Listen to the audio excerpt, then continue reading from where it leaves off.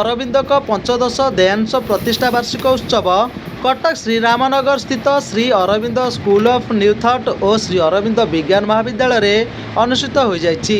प्रथमे आध्यात्मिक पताका उत्तोलन पर पुष्पमाल्य अर्पण और आध्यात्मिक चिंतन कार्यक्रम आरंभ होइथिला। कार्यक्रम मुख्य अतिथि भावे न्यू लाइफ एजुकेशन ट्रस्ट ओडिशार संपादक प्रसाद त्रिपाठी एवं श्री अरविंद पाठचक्र मुख्य संगठक अनादि चरण स्वाई महेंद्रनाथ स्वाई प्रमुख जोग देइथिले। छात्र छात्री मानक द्वारा आध्यात्मिक चेतना और देशात्मक वातावरण सृष्टि करबा एहार मूल लक्ष्य बोली अतिथि माने कहिसंती।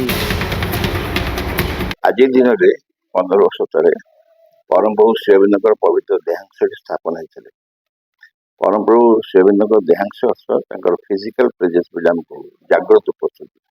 ये जागृत उपस्थिति को केंद्र कर ही सब कार्यक्रम होती जैसे स्कूल हो, कॉलेज हो, अनेक कार्यक्रम चलती सब कार्यक्रम यही परम प्रभु जागृत उपस्थिति को केंद्र कर से ही मझे नथिले कार्य हवा संभव न। मैंने आमर जो चेष्टा जहाँ जाए करुचु से साहस से उत्साह से प्रेरणा हम भर जी उद्यम अच्छे सब उद्यम फल से जाए माँ आम यो अनुष्ठान अच्छु ये अनुष्ठान जी पिला पाठ पढ़ुं से खाली केवल विद्याध्ययन उद्देश्य नुह भर एक आध्यात्मिक जागरण हम ये विश्वास आमर अच्छी आज तार एक परिपूर्ण आम चेष्टा कर।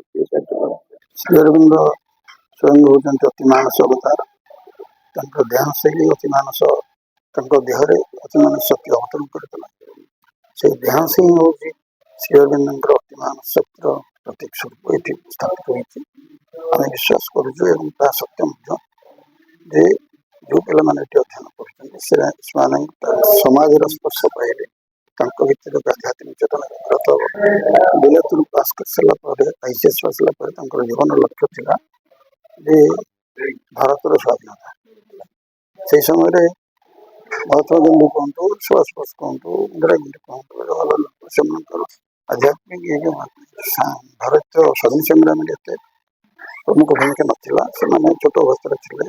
श्री अरविंद लाल बहादुर नेतृत्व भारत स्वाधीनता संग्राम प्राय 10 वर्ष चलता। Bureau report news Odia.